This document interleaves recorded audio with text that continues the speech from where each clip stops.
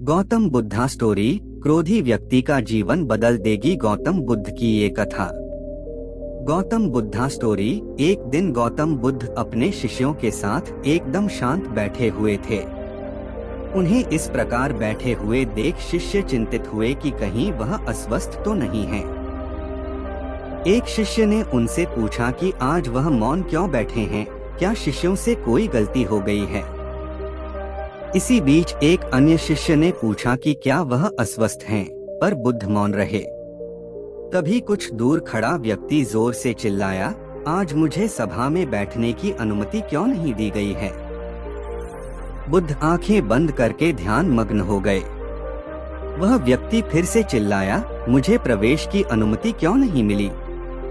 इसी बीच एक उदार शिष्य ने उसका पक्ष लेते हुए कहा कि उसे सभा में आने की अनुमति प्रदान की जाए।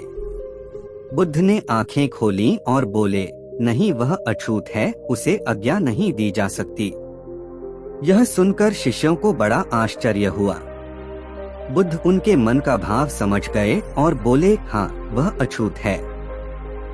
इस पर कई शिष्य बोले, हमारे आश्रम में जात पात का कोई भेद ही नहीं, फिर वह अछूत कैसे हो गया। तब बुद्ध ने समझाया, आज वह क्रोधित होकर आया है। क्रोध से जीवन की एकाग्रता भंग होती है। क्रोधी व्यक्ति प्राय मानसिक हिंसा कर बैठता है, इसलिए जब तक वह क्रोध में रहता है तब तक अछूत होता है। इसलिए उसे कुछ समय एकांत में खड़े रहना चाहिए। क्रोधित शिष्य भी बुद्ध की बातें सुन रहा था। पश्चाताप की अग्नि में तपकर वह समझ चुका था कि अहिंसा ही मनुष्य का महान कर्तव्य व परम धर्म है। वह बुद्ध के चरणों में गिर पड़ा और कभी क्रोध न करने का प्रण लिया। शिक्षा आशय यह है कि क्रोध के कारण व्यक्ति अनर्थ कर बैठता है और पश्चाताप उसे बाद में होता है, जिसका कोई लाभ नहीं मिलता। इसलिए हमें क्रोध नहीं करना चाहिए। असल मायने में क्रोधित व्यक्ति अछूत हो जाता है और उसे अकेला छोड़ देना चाहिए। क्रोध करने से तन, मन और धन तीनों की हानि होती है।